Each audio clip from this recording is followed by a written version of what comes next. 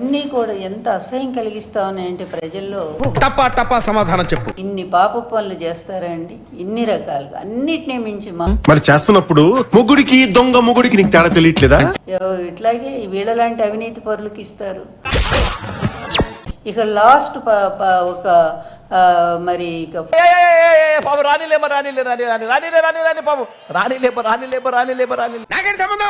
దాదాపుగా 10 నెలలు అయిపోయింది. ఎలా వాడుకుంటున్నారో తనని అనేది ఆయన కూడా గమనిస్తానే ఉన్నాడు.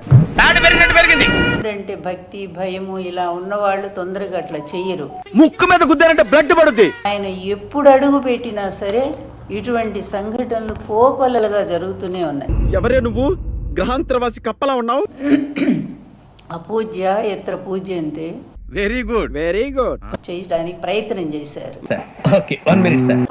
అతనికి ఏమి లేవు కనుకనే అంతని దారుణాలు ఏంటి, ఇన్ని అబద్ధాలు చెప్పిందే చెప్తూ పదే పదే అబద్ధాలతో బ్రతుకుతున్నటువంటి ఏంటి ఇప్పుడు అలా నీకు ఎందుకు ఇవన్నీ ఎందుకు అలా? చంద్రబాబు నాయుడు గారు ఎప్పుడు అడుగు పెట్టినా కాఫీ పట్టరా? నాకు దేవుడి మీద ఏ నమ్మకం లేదు, కాఫీ వచ్చే లోపలే హిందూ ధర్మమే అంటాను, మతం అనే ఆ వాడని నేను.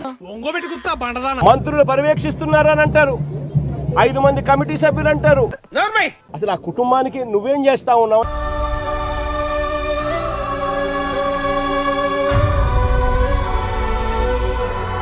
అనేది మాకు తెలియదు కదా అంటారు. ఎంతటి దారుణమైన పరిస్థితి చూస్తా ఉన్నాము అంటే, తప్పు చేసినాము అని పశ్చాత్తాపం లేదు. ఏంటి ఇద్దరు కలిసి డ్రామా ఆడుతున్నారా? చందనోత్సవం ఎప్పుడు జరుగుతుందో మీకు తెలియదా అని అడుగుతా ఉన్నా. మిగిలిన బ్యాలెన్స్ డబ్బు మనం ప్రభుత్వం వచ్చిన తర్వాత నేను స్వయంగా ఇప్పిస్తానని చెప్పి కూడా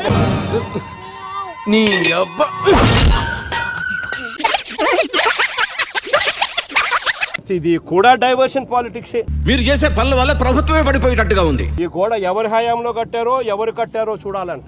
చివరికి డబ్బిస్తే డ్రైనేజ్ లో దిగి స్విమ్మింగ్ చేసేస్తాడు. ఇప్పుడు ఈ కుటుంబంలో 4 చనిపోయినారు. నీకెలా తెలుసు? ₹1 కోటి ఒక్కొక్కరికి ఇచ్చి ఆ కుటుంబాలను ఆదుకున్నారు.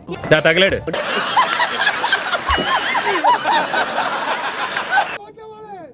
ఒకటే చెప్తా ఉన్నా, చెప్పు, చెప్పి తగలడు. అనేక మంది ప్రాణాలను బలికొన్నారు.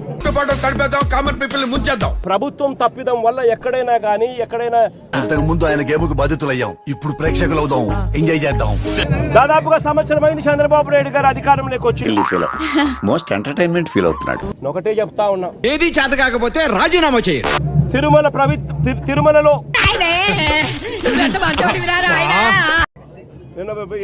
టీవీలలో వాళ్ళ స్టేట్మెంట్ నీకు లైఫ్ థ్రెట్